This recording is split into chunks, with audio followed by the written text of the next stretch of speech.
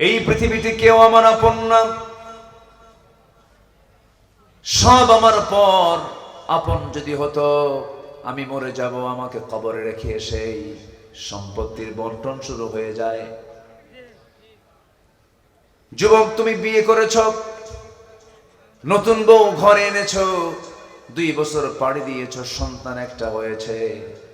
ওই সন্তানটার বয়স 1 বছর। তুমি জহিরপুর থেকে পাবনা যাবার পথে গাড়ির সঙ্গে ধাক্কা লেগে তোমার মোটর সাইকেলটা খাদে পড়ে গেল, তুমি মারা গেলে।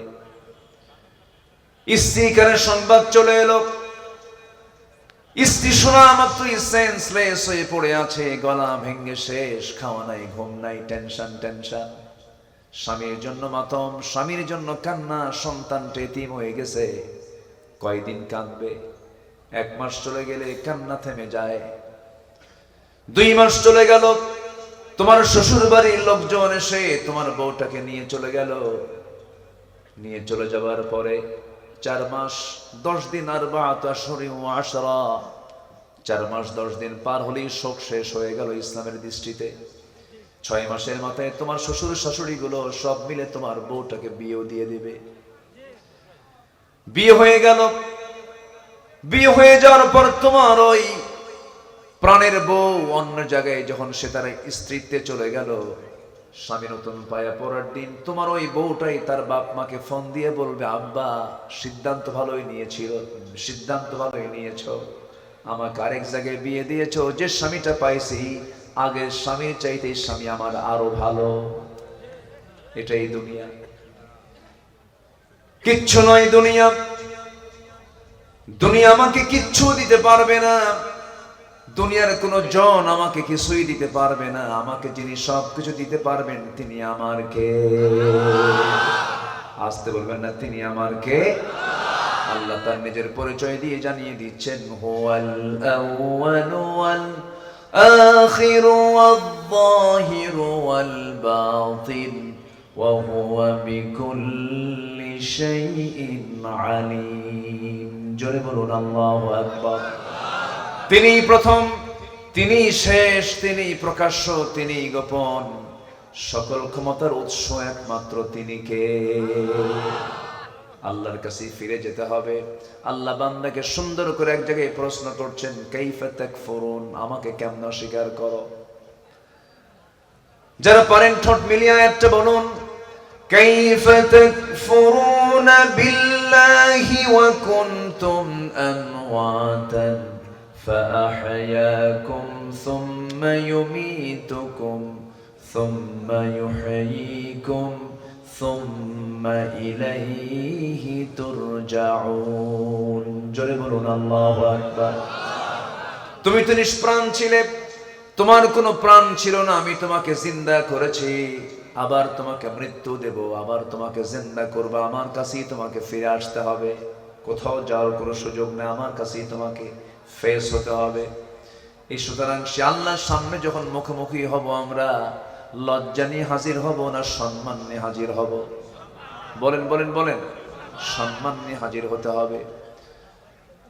আল্লাহর সামনে আমরা সম্মান নিয়ে যদি হাজির হতে চাই, দুনিয়ার সমস্ত বিধিবিধানকে, দুনিয়ার সমস্ত তন্ত্র মন্ত্রকে না বলে কোরআনকে হ্যাঁ বলে, কোরআনকে যারা ফলো করবে আল্লাহ তাদের ব্যাপারে বলছেন, فمن تبع هدايا فلا خوف عليهم ولا هم يحزنون। জোরে বলুন আল্লাহু আকবার। কোরআনকে যারা মানবে, কোরআনকে যারা ফলো করবে, তাদের কোনো চিন্তা নাই, তাদের বিন্দু পরিমাণ কোনো ভয় নাই। জোরে বলি সুবহানাল্লাহ। কিন্তু কোরআন তো মানা দূরের কথা, এই জাতি বিড়ি ছাড়তে পারে নাই। কি ছাড়তে পারে না? বিড়ি। বিড়ির বিরুদ্ধে জিহাদ পারে না। জিহাদ করবে কি বলে? হাই এ বিড়ির টান। এই যে আসতে নিয়েও দেখলাম বসে বসে বিড়ি টানতেছে, বুড়া মানুষ, 80 বছর বয়স। ওহুদের ময়দানে আমার নবীর চাইতে বেশি রক্ত কারো ঝরে নাই। আল্লাহু আকবার। নেতা কাকে বলে? যে নেতার জীবনে একটা মিথ্যা কথা ছিল না। যে মহান নেতা আমাদের, আমার রাসূল জীবনে কৌতুক করে মিথ্যা বলেন নাই। বেহুদা একটা কথাও তার মুখ থেকে বের হয় নাই, বাজে কথা বের হয় নাই। যে নবী আমার কোনোদিন আওয়াজ দিয়ে জোরে জোরে হাসেন নাই, যে নবী আর চোখে কখনো তাকান নাই, এই দিকে তাকানোর প্রয়োজন তিনি ঘাড়টা ঘোরায় তাকিয়েছেন। আমার নবীজির দ্বারা পৃথিবীর কোনো মানুষ কথায় কষ্ট পায় নাই, আমার নবীর কথার দ্বারা আচরণের দ্বারা কোনো মানুষ ক্ষতিগ্রস্ত হয় নাই। সেই মহান ব্যক্তি যার জীবনে একটা মিথ্যা বললেন না, উহুদের ময়দানে গিয়া নেতৃত্ব দিতে গিয়ে নিজে আগে মার খেলেন, সাহাবে কেরামকে বাঁচায় দিলেন। আমার নবীজির চরিত্র ছিল কেমন? নবীজি কোথাও যেতেন, নিজের কাজ নিজেই সম্পূর্ণ করতেন, নিজের ঘরটা নিজেই ঝাড়ু দিতেন, নিজের কাপড় নিজে ধুয়ে ফেলতেন, নিজের জুতা নিজেই টানতেন। রসুল খেদমত করতেন না, রসুল খেদমত নিতেন না খেদমত করতেন? বলেন বলেন বলেন বলেন।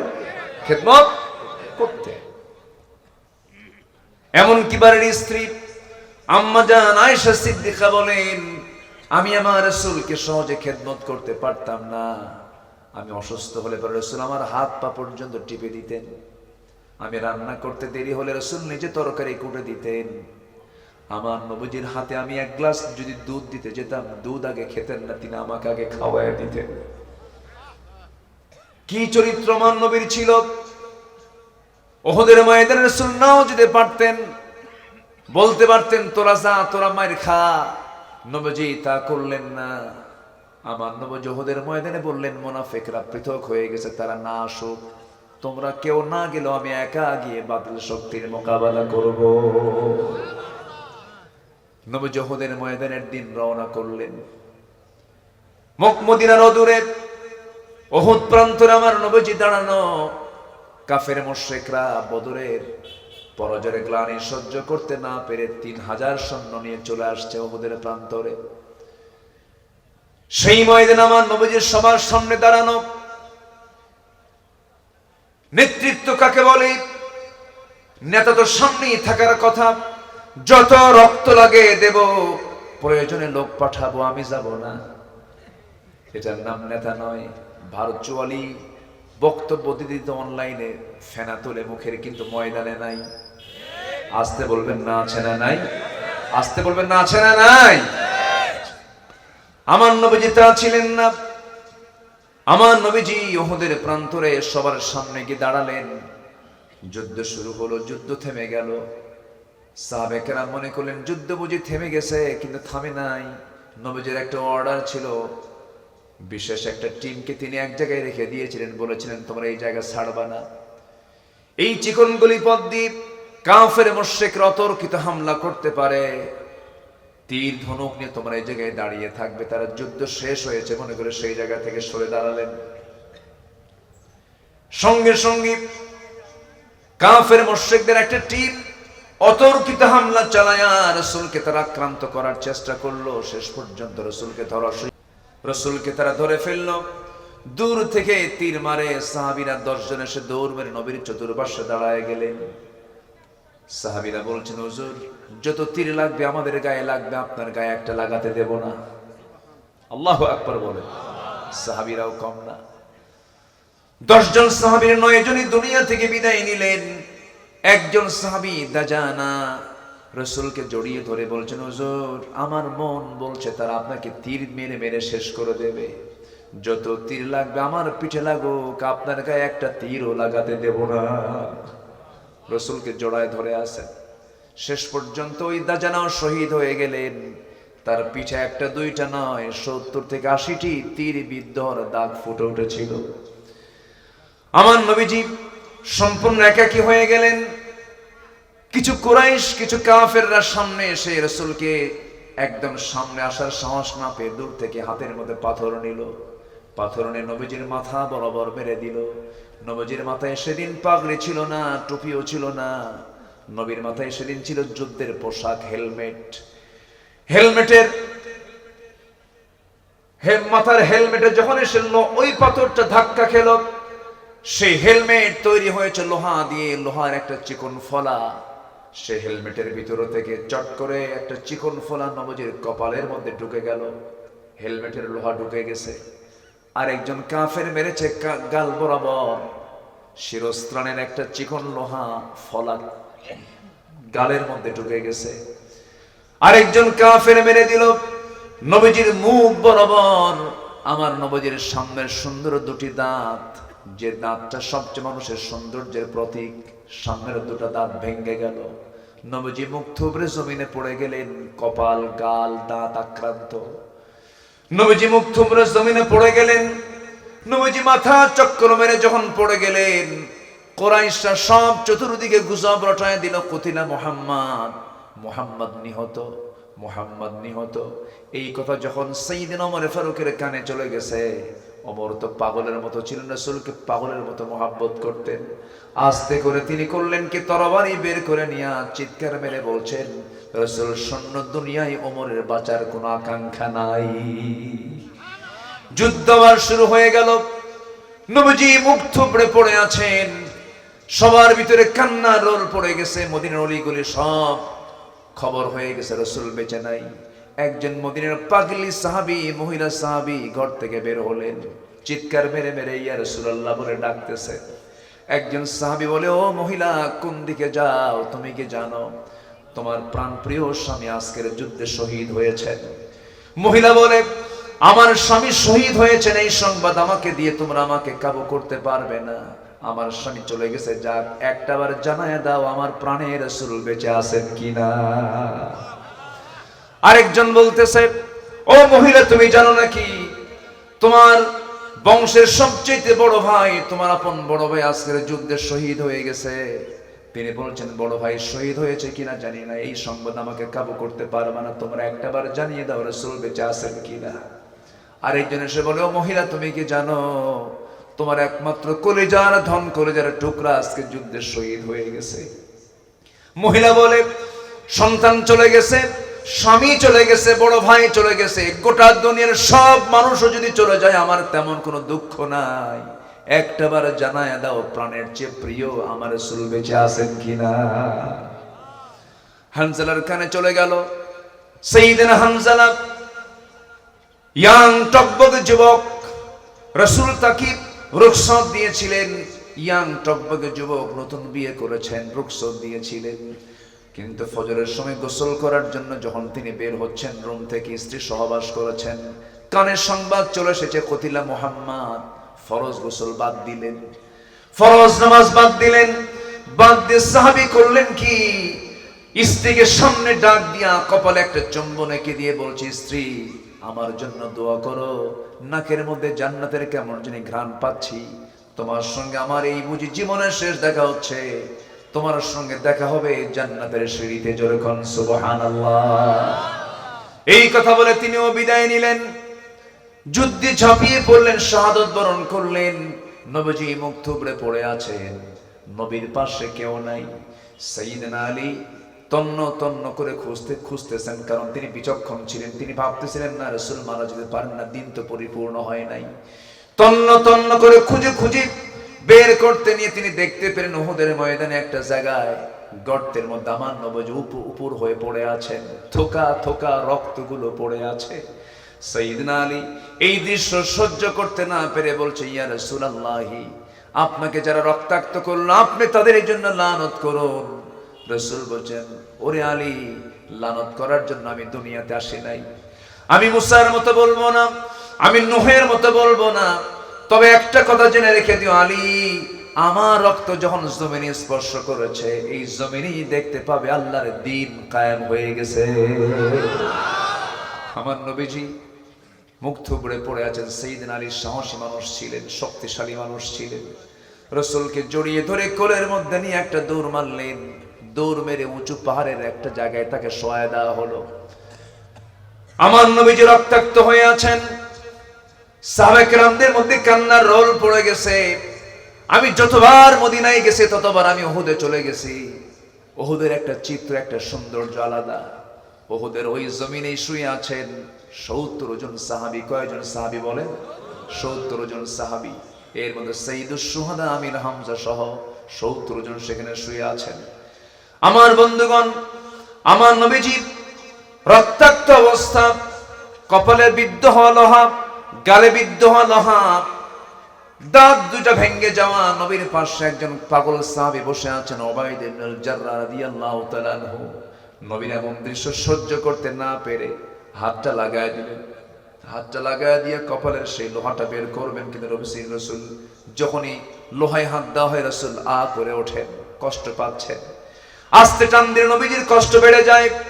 কেমন করে সেই লোহাটা বের করবেন চিন্তা করতে করতে ভাবলেন না, দাঁত লাগায় দিলেন সামনে। দাঁত লাগায় দিয়ে আস্তে টানা টান মেরে এমন জোরে টান মারলেন, এক টানে লোহা বের হলো, সামনের দুটো দাঁত ভেঙে গেল। রাসূল বলছেন, উবাইদা রে, আস্তে টান দিলে তো তোমার দাঁতটা ভাঙতো না, কি দরকার ছিল এত কষ্ট করার? উবাইদা বলছেন, হুজুর আপনার জন্য দাঁত কেন কলিজা ছিঁড়ে দেব, তবুও কষ্ট হবে না। জোরে বলি সুবহানাল্লাহ। আমার ভাইরা, আমার বন্ধুগণ, আমার নবীজির গালের যে সেই লোহার ফলাটা আস্তে করে যখন টান মারলেন, ফিনকি দিয়ে রক্ত পড়ে। সাইয়েদনা উবাইদা করলেন কি, হাতের অঞ্জলি দিয়া গড়ে পড়া রক্তগুলোকে হাতের মধ্যে নিয়ে রাসূলকে না দেখায়া, রক্ত পান করা তো জায়েজ নাই, বিশ্বনবীর রক্তকে বরকত মনে করে তিনি পান করছিলেন। রাসূল বলছেন, উবাইদা লুকায় লুকায় কি পান করো? খুঁজুন আপনার রক্ত আমি কোথায় ফেলবো, কোথাও ফেলার তো জায়গা পাচ্ছি না। রাসূল বলছেন, উবাইদা রে, আমার রক্ত যেই দেহে ঢোকে সেই দেহ আল্লাহর জাহান্নাম আল্লাহ তাআলা তার জন্য হারাম করে দেয়। আমার নবীজি কপালে ব্যান্ডেজ লাগানো, গালে ব্যান্ডেজ লাগানো, সামনের দুটো দাঁত ভেঙে যাওয়া।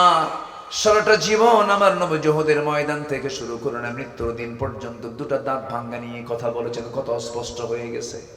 উহুদে দাঁত ভাঙলেন, খন্দকে গিয়ে কোমরটা ভেঙে গেল। কোদাল মারতে মারতে 4টা দিন পেটে কোনো খাবার ছিল না। আমার নবী যে মৃত্যুর দিন পর্যন্ত তিনি কোমর সোজা করে হাঁটতে পারেন নাই। আমার বন্ধুগণ, দিন কায়েমের জন্য যদি বিশ্বনবীর দেহ থেকে রক্ত ঝরাতে হয়, দাঁত ভাঙতে হয়, কোমর হারাতে হয়, সেই দিন কায়েমের জন্য আমরা আগামীতে, আমার আগামীর কাজ হবে বাংলাদেশে জীবন দিয়ে, জান দিয়ে, মাল দিয়ে আমরাও কি দিন কায়েমের জন্য রাজি আছি? রাজি আছেন কারা কারা? হাত উঁচু করে দেখা।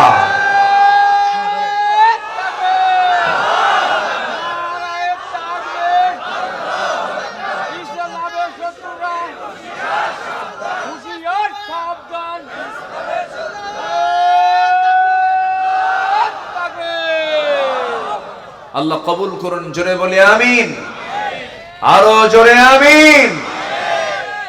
একটা বিজয় এসেছে, এই বিজয় আসল বিজয় নয়।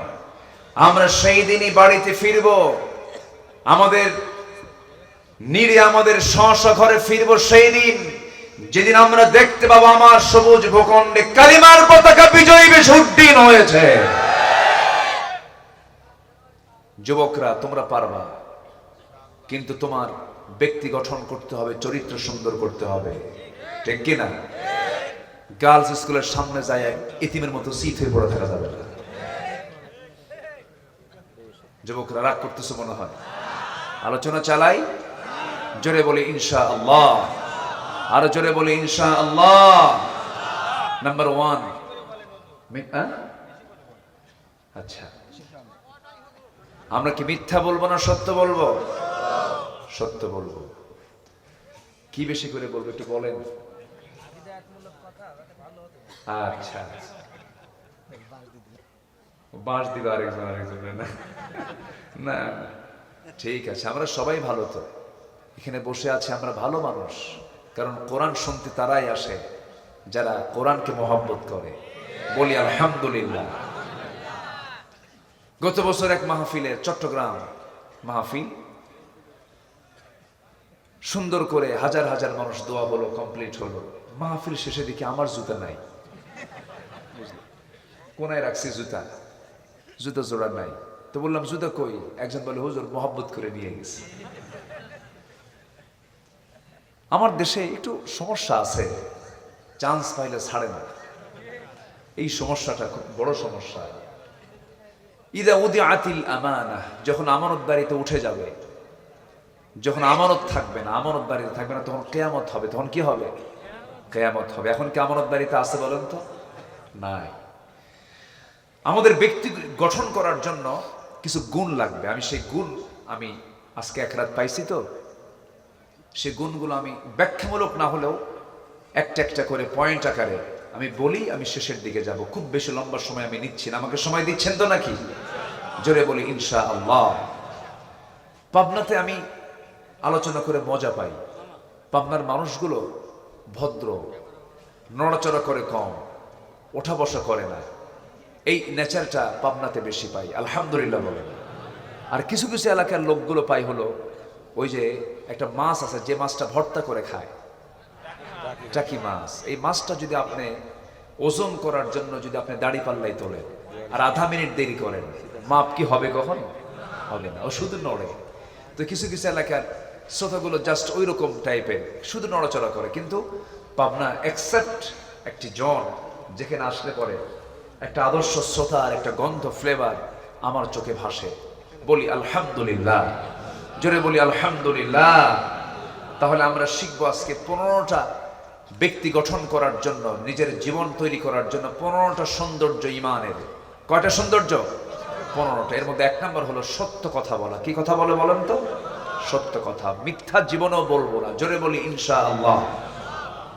আল্লাহ রাব্বুল আলামিন সূরাতুল আহজাবে বলেছেন, ইয়া আইয়ুহাল্লাযীনা আমানু তাকুল্লাহা ওয়া কুলু قولا سديدا يصلح لكم أعمالكم ويغفر لكم ذنوبكم ومن يطع الله ورسوله فقد فاز فوزا عظيما জোরে বলুন আল্লাহু আকবার। আরো জোরে বলুন আল্লাহু আকবার। সূরার নাম হচ্ছে সূরাতুল হজ, সূরাতুল আহজাব। সূরাতুল আহজাব মানে দল সমূহ। সূরাতুল আহজাবের শেষ দিকের ৭০ নম্বর আয়াত এবং ৭১ নম্বর আয়াতে বলছেন, আল্লাহকে ভয় করো। কাকে ভয় করো?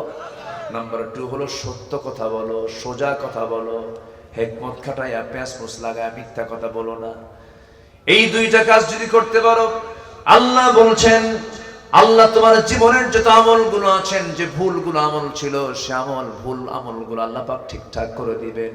এবং তোমার জীবনের যত পাপ রাশি ছিল, সমস্ত পাপকে আল্লাহ পাক মাফ করে দিবে। জোরে বলুন সুবহানাল্লাহ। আরো জোরে বলুন সুবহানাল্লাহ। তো সত্য কথা বলার ফলাফল হলো জান্নাত। সত্য কথা বলার ফলাফল কি বলেন? জান্নাত। আমরা সত্যবাদী তার অন্তর্ভুক্ত হব। জোরে বলি ইনশাআল্লাহ। আরো জোরে বলি ইনশাআল্লাহ। আমার বন্ধুগণ, নাম্বার 2 হলো মুমিনের সৌন্দর্য, মুমিনের চারিত্রিক সৌন্দর্য। 2 নম্বর দিক হলো আমানত রক্ষা করা। আমানতের খেয়ানত করা যাবে না, আমানতদারিতা রাখতে হবে। জীবনের যত দিক আছে প্রত্যেকটা জায়গায় কিন্তু আমানত একটা বড় বিষয়। রাসূল নিজে বলে দিয়েছেন, রাসূলের কথা এটা, লা ঈমানা লিমান লা আমানাতা লাহ।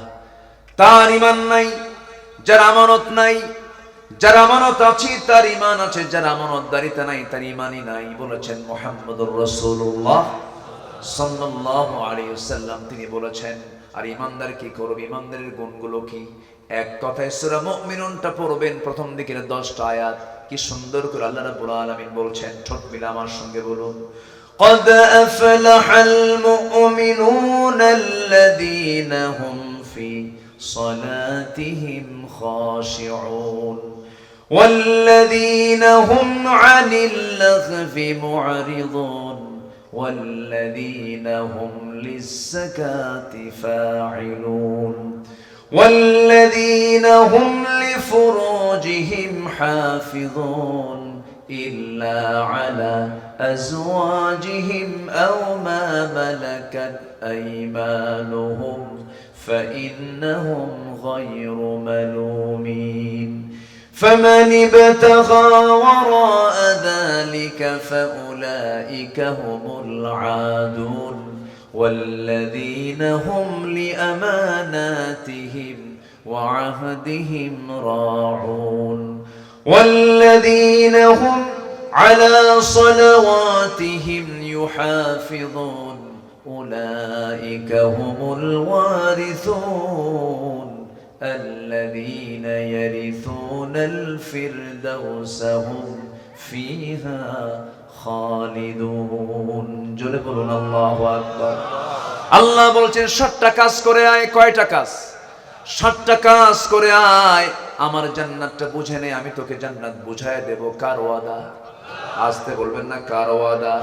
নাম্বার 1, যারা নামাজটাকে সুন্দর করে আদায় করবে।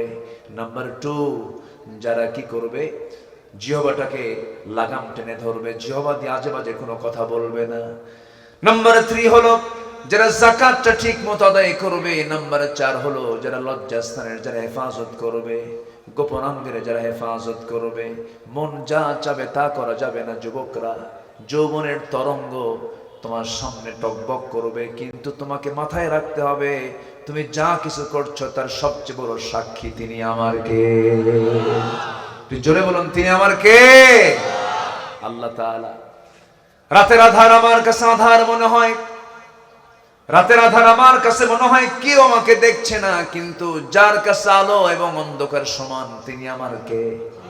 আল্লাহ সবকিছু জানেন। এমনকি তুখফু মা ফি সুদুরিকুম আও তুবদুহু ইউহাসিবুকুম বিহিল্লাহ।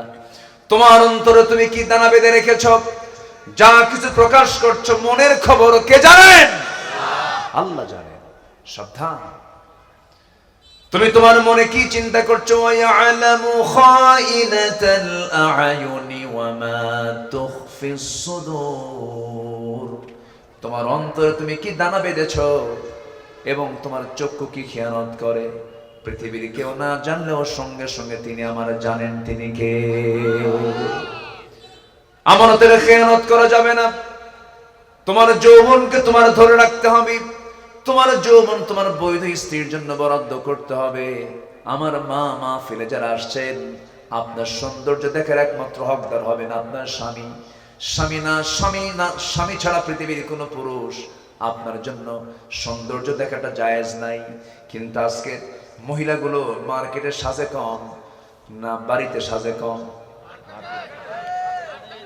মার্কেটে সাজে বেশি আর বাড়িতে সাজে কম। বাড়িতে কে থাকে? স্বামী থাকে। স্বামীর সামনে ছেঁড়া শাড়ি, মার্কেটে যেতে নতুন শাড়ি। কারে দেখাবে? কারে দেখাবে?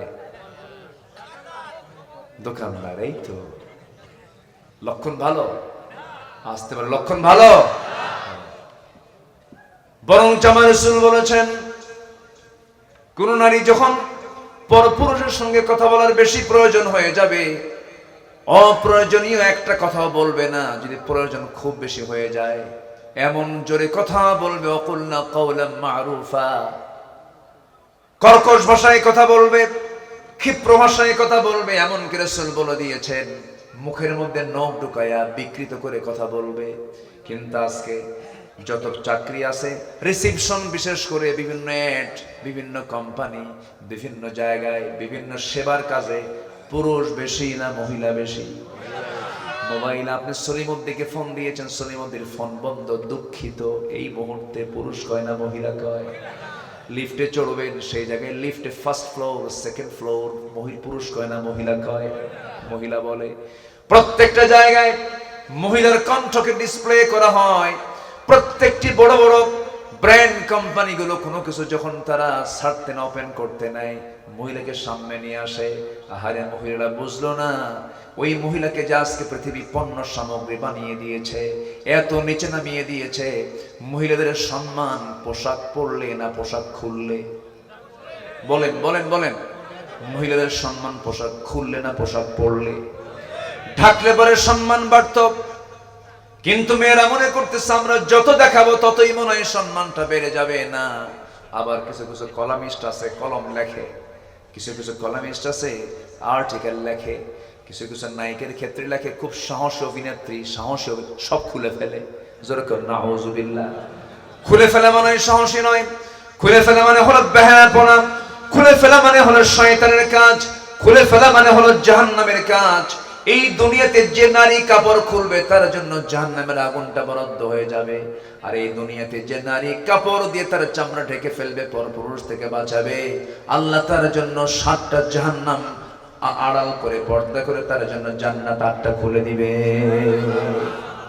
মায়েরা আসছে মাহফিলে? আগামীকালকে মহিলা জলসা আছে। ও কালকে মহিলা মাহফিল আছে, তো আমার দাওয়াত দিলেন না তো? থাকেন আপনি? আমি থাকবো কেন, আমাকে আগে বললে থাকতাম। যাই হোক, জি মা আছে তো, আশেপাশে তো আছে। জি, মাদের ওয়াজ শোনা দরকার, মাদের না ওয়াজ শুনলে বড় বেকায়দা, বুঝলেন? ট্রাস্টে যা শুনবে। জি, আমি ট্রাস্টে আছি ইনশাআল্লাহ। এবছর বহুদিন পর সিলেট আলিয়া মাদ্রাসা মাঠেও আছে, দোয়া করবেন। এরপরে প্যারেড ময়দান, এগুলো সব তো মানে কি বলবো, এগুলো সব ওরা কি করে রাখছিল। আরে এই বড় বড় মাহফিলগুলো কিভাবে ক্লোজ করে রেখে ইন্ডিয়া থেকে সালমান খানকে দাওয়াত দেয়, শাহরুখ খানকে দাওয়াত দেয়, চরিত্রহীনা অভিনেত্রীদের দাওয়াত দিয়া যুব সমাজ ধ্বংসের পরিকল্পনায় মেতে উঠেছিল তারা। জাকির নায়েক আনতে পারে নাই, জগৎধন্য আলেমদেরকে আনতে পারে নাই। ডক্টর জাকির নায়েকের সঙ্গে আমার মালয়েশিয়ায় দেখা, সালাম দিলাম, কথাবার্তা বললাম। আমি বললাম আপনাকে দাওয়াত দিচ্ছে, আমার দেশে আসেন। যেতে রাজি, কিন্তু আপনার নিতে রাজি নাই। কি বলবো, কোনো উত্তর দিতে পারলাম না, ক্ষমতা তো নাই, কি বলবো। দোয়া করেন আল্লাহ যেন এই দেশে বিশ্বের বরেণ্য আলেমদেরকে নিয়ে যেন আমরা আরো বড় বড় প্রোগ্রাম যেন করতে পারি। জি হ্যাঁ, একটা প্ল্যান আছে, দোয়া করেন আল্লাহ যেন কবুল করেন। জোরে বলি আল্লাহুম্মা আমিন, আরো জোরে আল্লাহুম্মা আমিন। আগামী 20 এবং 21 জানুয়ারি, হ্যাঁ 20-21 জানুয়ারি হলো দারুল আমান ট্রাস্টের মাহফিল। আমি প্রথম দিন আছি সিলেট আলিয়া মাদ্রাসা মাঠে, 9, 10, 11 মাহফিল, আমি প্রথম দিন আছি। চট্টগ্রামে প্যারেড ময়দানে, সেখানেও আমি একদিন, কোন দিন যেন আছি, আমাকে আমন্ত্রণ করেছে। দোয়া করবেন হক কথাগুলো যেন বলতে পারি। জোরে বলি আমিন। আমার জীবনের প্রথম দিকের সূচনা বলা চলে পাবনা থেকে। পাবনার মানুষ আমাকে ভাবনা ছাড়াই মোহাব্বত ভালোবাসা দেখিয়েছে। আল্লাহ তুমি পাবনাবাসীকে কবুল করো, জোরে বলি আল্লাহুম্মা আমিন। কি সুন্দর মানুষ আপনারা, আলহামদুলিল্লাহ। আমানত, ব্যক্তি গঠন করার জন্য 1 নম্বর সত্য কথা, 1 নম্বর কি, নাম্বার 2 হচ্ছে আমানত কি, রক্ষা করা। আমরা আমানত রক্ষা করব, জোরে বলি ইনশাআল্লাহ। আমানত রক্ষা করব। স্ত্রী একটা আমানত, আবার স্ত্রীর কাছে স্বামী একটা আমানত। নবীজি যুদ্ধে গেছেন, বউকে সাথে নিয়ে গেছেন, আলহামদুলিল্লাহ বলবেন না? নবীজি জীবনে একবার হজ করেছেন, কয়বার? একবার, তাও একা যাননি, বউকে সাথে নিয়ে গেছেন। তাহলে বউকে হজের সফরের সাথে নিয়ে যাওয়া সুন্নাহ, ঠিক আছে না? জি। যারা বউকে হজে নিয়ে যান নাই তারা কৃপণ। আমার মায়েরা খুব খুশি হচ্ছে, ভালো করে করেন, বুড়া মারে নেয় নেই সাথে। আমার নবীজি জীবনে একবার গেছেন, বউকে সাথে নিয়ে গেছেন। ওহুদের প্রান্তরে, যে ওহুদের প্রান্তরের কথা বলছিলাম কিছু আগে, ওই যুদ্ধেও আমার নবীজি আম্মা জান আয়েশাকে বাদ দেননি, নিয়ে চলে গেছেন। রাতের বেলা যুদ্ধের দামামা, চতুর্দিকে থমথমে অবস্থা, আমার রাসূল কোনো মতে একটা ফুরসত পেয়েছেন, এসেই বলছেন হুমায়রা, নাম হচ্ছে আয়েশা, ডাকলেন কি বলে? হুমায়রা মানে লাল টুকটুকে। এই যে গুণবাচক শব্দ প্রয়োগ করে ডাকলে মোহাব্বতটা বাড়ে। আবার কালো বই হলে যেন কালিনী বলেন না। আচ্ছা, ডাক দিলেন, লাল টুকটুকি কোথায়? বের হলেন, যুদ্ধ চলতেছে, সময় পাই না, তোমার হক আদায় করতে পারে, চলো আকাশের চাঁদও দেখি, একটু এই চাঁদনি রাতে দুজন একটু খুনসুটি করি, একটু দৌড়াই। প্রেম ইসলামে আছে না নাই বলেন তো? অন্যের বইয়ের সাথে, কার বইয়ের সাথে? হ্যাঁ, এটা যেন মনে থাকে। আমার নবীজি আম্মা জান আয়েশার সাথে বলেন, চলো আমরা একটু চাঁদনি রাতে একটু খুনসুটি, একটু দৌড়াদৌড়ি করি, দেখি তো কে দৌড়ে ফার্স্ট হয়। আম্মা জান আয়েশার বয়স তখন ছোট, তিনি খুব কম বয়সী, চিকন চাকন মানুষ। বলেন ঠিক আছে, দৌড় মারি, দেখি কে পারে।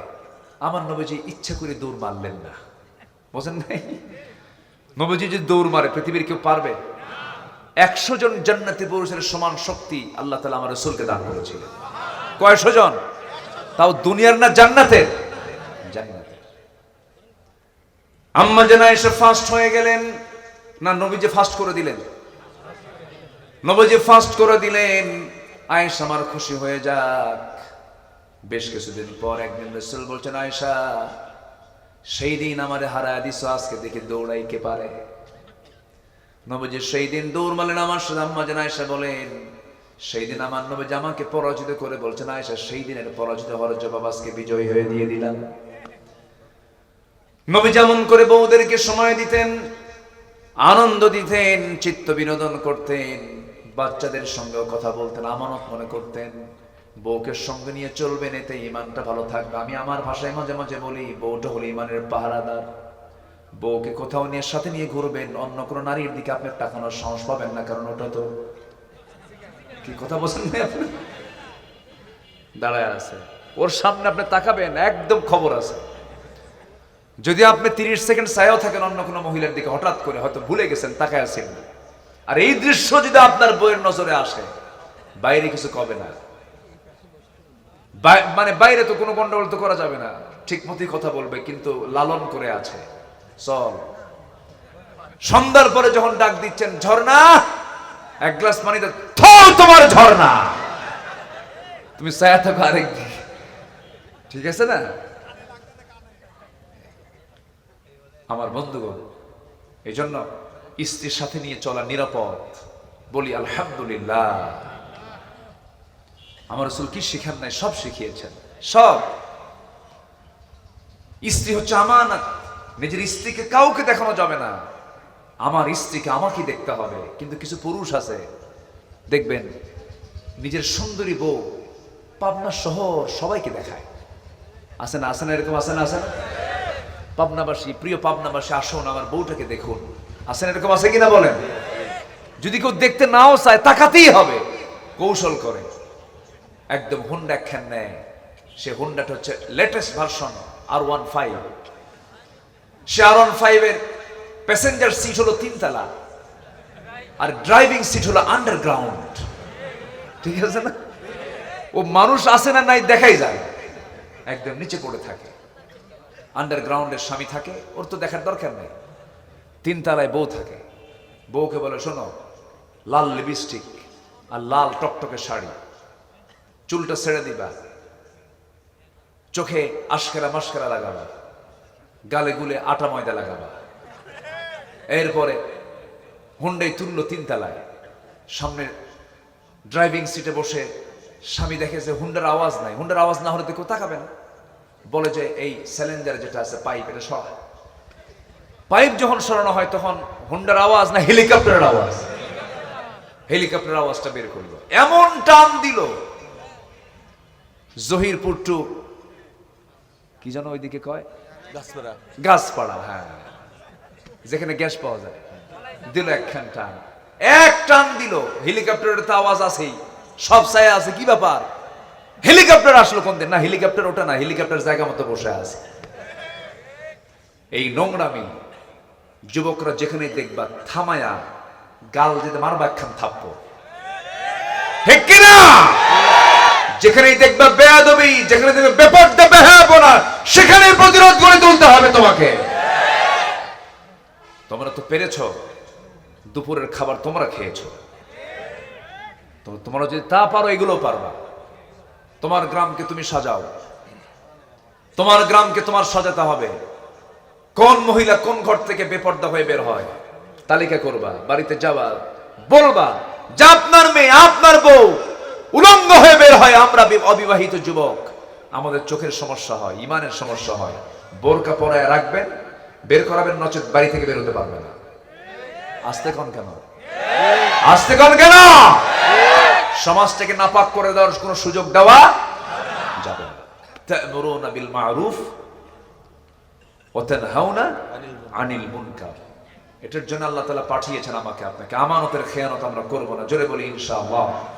ইন্নাল্লাহা ইয়া'মুরুকুম আন তু'আদ্দুল আমানাতি ইলা আহলিহা ওয়া ইযা হাকামতুম বাইনান নাস আন তাহকুমু বিল আদল ইন্নাল্লাহা নি'মা ইয়া'ইদুকুম বিহি ইন্নাল্লাহা কানা সামিআন বাসীরা। জোরে বলি আল্লাহু আকবার।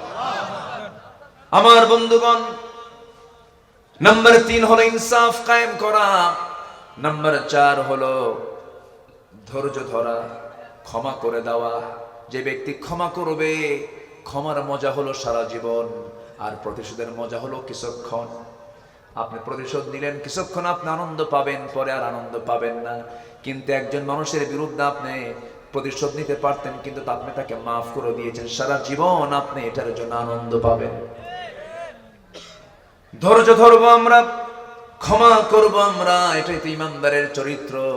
আপনি ক্ষমা করবেন, আল্লাহ আপনাকে ক্ষমা করবেন। ধৈর্য ধরবেন, আল্লাহ আপনাকে পুরস্কার দিবেন। আল্লাহ তাকেই ধৈর্য শক্তি দেন যাকে জান্নাতের জন্য কবুল করে নেন। ধৈর্য ধরেছেন আল্লাহর নবীরা, কি মার খেয়েছেন। নূহ আলাইহিস সালাতু ওয়াস সালাম মার খেতে খেতে সেন্সলেস হয়ে পড়ে গেছেন, তার কওমের লোকেরা মেরে থুয়ে চলে গেছে, রক্তাক্ত করেছে। এরপর আবার সেন্স ফিরেছে, আল্লাহর কাছে চেয়েছেন, দাওয়াত কম দেন নাই। কি ধৈর্য ছিল তার। 900 বছর তিনি শুধু দাওয়াতি কাজ করেছেন, শুধু দিনের বেলায় নয়। ইন্নী দাআউতু কওমি লাইলান ওয়া নাহারা, আমি নিজে নূহ আলাইহিস সালাতু ওয়াস সালাম দিনে এবং রাতে কালিমার দাওয়াত দিয়েছি। 900 বছরে ইসলাম কবুল করেছে মাত্র 80 থেকে 90 জন। তিনি হতাশ হন নাই, ধৈর্য ধরেছেন কার উপরে? আসতে বলবেন না, কার উপরে? আল্লাহর উপরে। নাম্বার 5 হলো আল্লাহর ভয়ে সেজদায় লুটিয়ে পড়ে, আল্লাহর ভয়ে সেজদা দিতে অস্থির হয়ে যাওয়া, কাঁদতে থাকা, চোখের পানি ফেলে দেওয়া। যে বান্দা আল্লাহর ভয়ে এক ফোঁটা চোখের পানি ফেলবে, 7টা জাহান্নাম তার জন্য নিভে দিবেন, আল্লাহ তাআলা নিভাইয়া দিবেন। জোরে বলি সুবহানাল্লাহ। 7 সমুদ্রের পানি দিয়া জাহান্নামের কোনাও নিভবে না, কিন্তু বান্দা যদি আল্লাহর ভয়ে একটাবার যদি চোখের পানি ফেলতে পারে, এক ফোঁটা চোখের পানি দিয়ে 7 জাহান্নাম নিভে যাবে। এই চোখের পাওয়ার কে দিয়ে দিয়েছেন বলেন? এই চোখের পানিতে পাওয়ার দিয়ে দিয়েছেন তিনি আমার কে? আল্লাহ তাআলা। নাম্বার 6 হলো মুমিনরা একে অপরের প্রতি বিনয়ের বাহু প্রসারিত করবে। মুমিনরা পরস্পর রহম দিল হবে, দয়া পরবশ হবে। তারা পরস্পরকে মহব্বত করবে, একজন আরেকজনের দোষ আড়াল করবে, একজন আরেকজনের বিপদে তার পাশে দাঁড়িয়ে যাবে, একজন আরেকজনকে এত মহব্বত করবে, তারা ভাববে এই মহব্বতটা নিয়ে আমরা জান্নাতে যেতে চাই। আল্লাহু আকবার বলেন। ওয়াখফিদ জানাহাকা লিমান ইত্তাবাআকা মিনাল মুমিনিন। আবার আল্লাহ আরেক জায়গায় বলছেন, ইন্নাল্লাহা ইউহিব্বুল্লাযীনা ইউকাতিলুনা ফি সাবিলিহি সাফফান কাআন্নাহুম বুনয়ানুম মারসুস। আল্লাহু আকবার। নাম্বার 7 হলো মুমিনরা শান্তি প্রতিষ্ঠাকারী হবে, অশান্তি কায়েম করবে না। যেখানে অশান্তি দূর করে শান্তি প্রতিষ্ঠার জন্য তারা পাগল হয়ে যাবে, অস্থির হয়ে যাবে। নাম্বার 8 হলো মুমিনরা একে অপরের প্রতি দোষ অন্বেষণ না করে দোষ কাড়াল করবে। ইজতানিবু কাসীরাম মিনায-যন ইন্না বা'দায-যন্নি ইসমু ওয়া লা তাজাসসু ওয়া লা ইয়াগতাব বা'দুকুম বা'দা। জোরে বলুন আল্লাহু আকবার।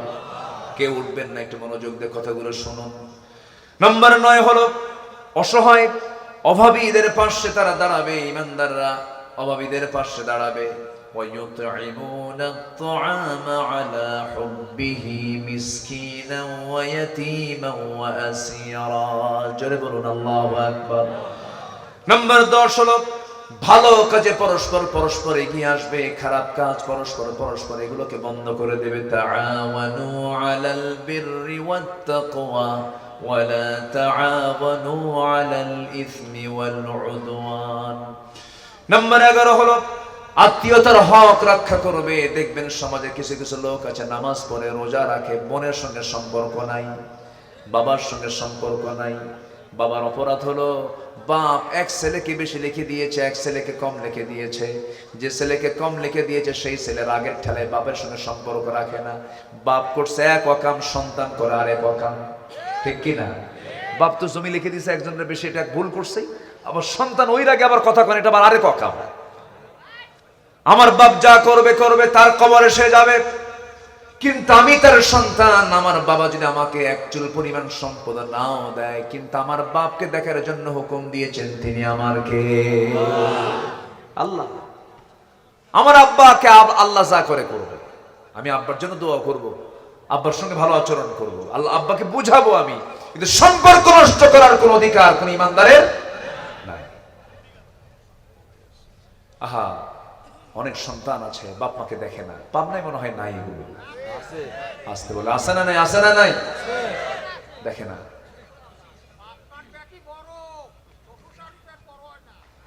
হ্যাঁ, ইস আল্লাহু আকবার, দেখেন কি কথাটা বললেন, কত দুঃখের কথা এটা। শ্বশুর শাশুড়ির পেট বড় হয় না, বাপ মার পেট কি হয়, বড় হয়ে যায়। কি আফসোসের কথা এটা।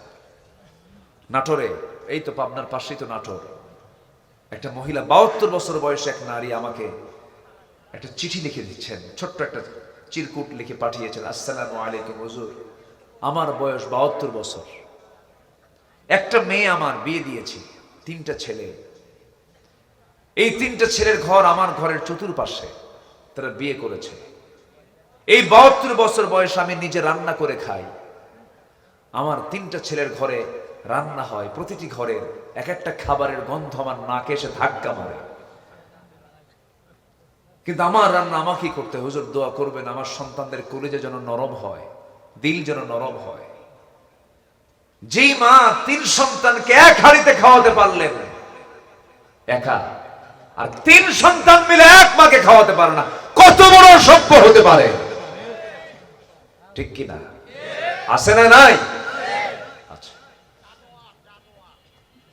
আল্লাহ তুমি প্রত্যেক সন্তানকে বোঝার তৌফিক দাও। জোরে বলি আমিন, আরো জোরে আমিন। মা যে কত বড় সম্পদ।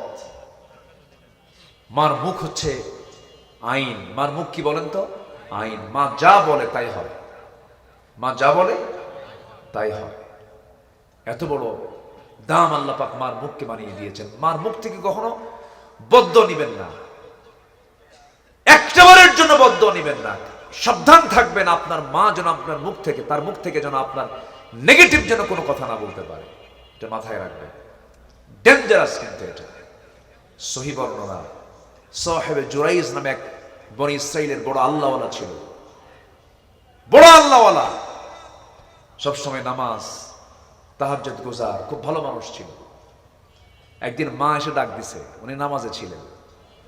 তিনি ভাবলেন নামাজ পড়তেছি, মা ডাকে, আল্লাহর ডাক তো বড় ডাক। উনি উত্তর দেন নাই। মা খেপে গিয়ে বলে, আল্লাহ তুমি আমার সন্তান সাহেবে জোরাইজকে একটা খারাপ নারীর অনিষ্ট থেকে, অনিষ্ট স্পর্শ না করা পর্যন্ত তুমি তার মৃত্যু দিও না। এরকম একটা বদদোয়া করে ফেলছেন। মার দোয়া কি আর বাদ থাকে? কবুল হয়ে গেছে। হঠাৎ করে একদিন এক মহিলা বলে ফেললো, তার সন্তান ছিল জারস। এই জারস সন্তানটা যখন হলো, বললো যে এই সন্তানটা কার? বলে যে ওই সাহাবে জুরাইজের সন্তান, ও আমার সঙ্গে জেনা করছে। কত বড় ফিতনা বলে।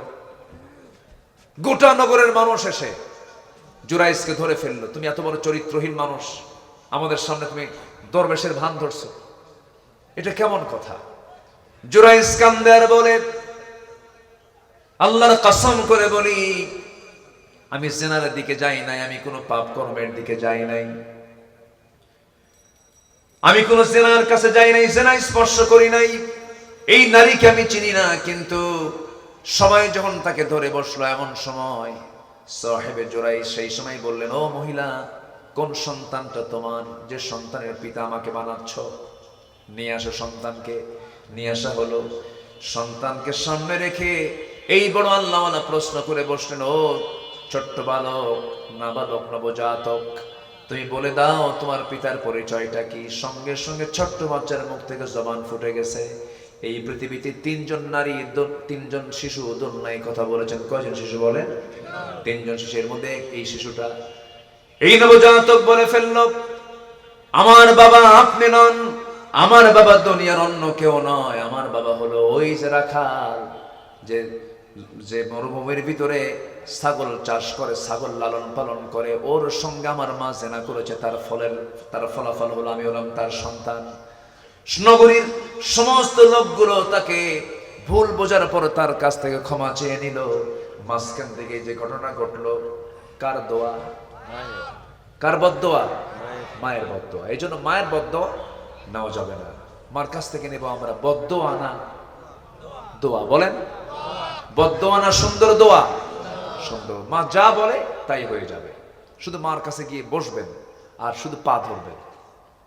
যদি খুব বেশি বুড়া হয়ে যায়, খুব বয়স্ক চোখে দেখে না, একদম কমে গেছে, দেখেন না শিশুর মতো হয়েছে, কোলে নেবেন, আদর করবেন, চুমা দিবেন, একটু খেলবেন, শিশুর মতো তাকে দেখবেন, আদর করবেন।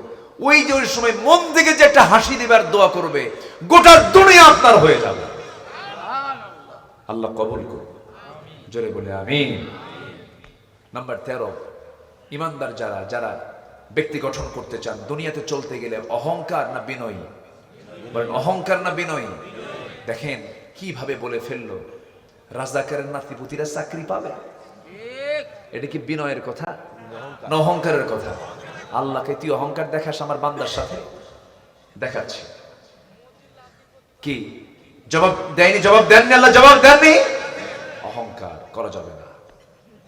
আল্লাহ রাব্বুল আলামিন বলেন, وعباد الرحمن الذين يمشون على الأرض هونا وإذا خاطبهم الجاهلون قالوا سلاما। জোরে বলুন আল্লাহু আকবার। নম্বর 14, যারা দুঃসময় আল্লাহর পথে ব্যয় করে। নম্বর 15 হলো যারা নিজেদের রাগকে নিয়ন্ত্রণ করে।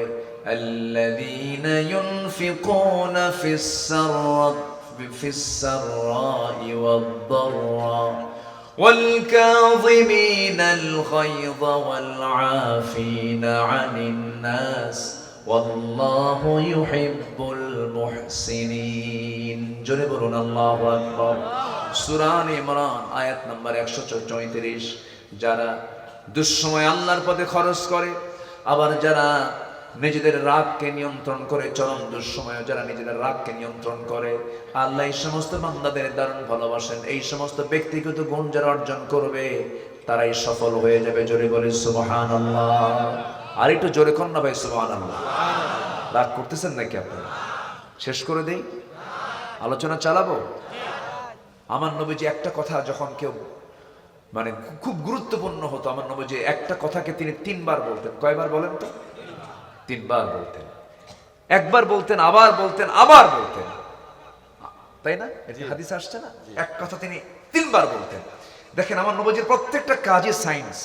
3 বার কেন বলতেন? আজকের বিজ্ঞান বলতেছে আমাদের মস্তিষ্কে প্রিন্টার টার্ম আছে, প্রিন্টার টার্ম। একটা হচ্ছে লং টার্ম, আরেকটা হচ্ছে মিডিল টার্ম, আরেকটা হচ্ছে শর্ট টার্ম। প্রথম কোনো কথা যখন কেউ বলে এটা শর্ট টার্মে থাকে, দ্বিতীয়বার যখন কথা বলে এটা মিডিল টার্মে থাকে, আর তৃতীয়বার যখন ওই একই কথা বলা হয় তখন এটা লং টার্মে ঢুকে যায়, আর ভোলার কোনো সুযোগ নাই। আলহামদুলিল্লাহ বলবেন না? জোরে বলি আলহামদুলিল্লাহ। আমার নবীজির সুন্নাহ এবং বিজ্ঞান সাংঘর্ষিক নয়। সুন্নাহ যেটা, বিজ্ঞানও সেটা। আল্লাহু আকবার বলে। মানুষ খাবার খায়, রাসূল বলেছেন প্লেটটা মুছে খাও। সায়েন্স বলছে মানুষ যখন খাবার খায়, খাবারের মূল প্রোটিনগুলো খাবার প্লেটের একদম নিচে গিয়ে জমা হয়। রাসূল বলেছেন প্লেটটা মুছে খাও, মানে কি সমস্ত প্রোটিনগুলো তোমার পেটে যেন চলে আসে। আল্লাহু আকবার বলে। এরকম করে আমার রাসূল যা বলেছেন সবকিছুর মধ্যে, সমস্ত সুন্নাহর মধ্যে বরকত আছে না নাই? আসতে বলবেন না, আছে না নাই? একটা হাদিস আমরা জানি, ইন্নামাল আ'মালু বিন্নিয়াত। বুখারী শরীফের কয় নাম্বার হাদিস? বলেন বলেন, একটু মুখস্থ করে দাও। কয় নাম্বার হাদিস? 1 নাম্বার হাদিস। শুরু হয়েছে বুখারী কি দিয়া? ইন্নামাল আ'মালু বিন্নিয়াত। প্রত্যেকটা কাজ তার নিয়তের উপরে নির্ভরশীল। এই হাদিসকে রিসার্চ করেছে আমেরিকান সাইকোলজিক্যাল একটা অ্যাসোসিয়েশন। তার একটা গবেষণায় এটা আসছে, চিকিৎসকদের সঠিক ইন্টেনশন এবং সহানুভূতি রোগীর ক্ষেত্রে দৃঢ় একটি মাইন্ড বডি কানেকশন সৃষ্টি করে। এর পজিটিভিটি সুস্থতার ক্ষেত্রে সবচেয়ে বড় গুরুত্বপূর্ণ ভূমিকা পালন করে। অর্থাৎ ডাক্তারের কাছে রোগী যখন যায়, ডাক্তার যদি তাকে পজিটিভ কোনো কথা বলে, তার রোগীর অর্ধেক রোগী সেরে যায়। আমি কি ভুল বলতেছি? এই জন্য নিয়ত একটা গুরুত্বপূর্ণ বিষয়। রাসূল যেটাই বলেছেন, যে হাদিসটাই বলেছেন, যে কথাটাই বলেছেন, আমাদেরকে মানার জন্য সেটা অকল্যাণ না কল্যাণ? অকল্যাণ না কল্যাণ? কল্যাণ। আল্লাহ তুমি সবাইকে মানার তৌফিক দিয়ে দাও। জোরে বলি আমিন। মন চাচ্ছে আরো কথা বলি, কিন্তু আর পারতেছি না, আমার শরীরও পারছে না। আমাকে যেতেও হবে, চলেও যাব আমি। যতটুকুন বলেছি আমরা বলে ফেলি আলহামদুলিল্লাহ, জোরে বলি আলহামদুলিল্লাহ। বারবার যেন দেখা হয় এই কামনা করি। কি এই কামনা করি তো নাকি? আমি আপনাকে ভালোবাসবো, আপনি আমাকে ভালোবাসবেন, এই ভালোবাসার সম্পর্ক যেন আখিরাত পর্যন্ত গড়ায়। আল্লাহ কবুল করুন, জোরে বলি আমিন। আমাদের স্পন্সর সাদের মেয়ে জি, যে যেখানে আছেন বসুন, কেউ উঠবেন না, আমি কিন্তু উঠতে বলি না, আমরা দোয়া করবো একসাথে।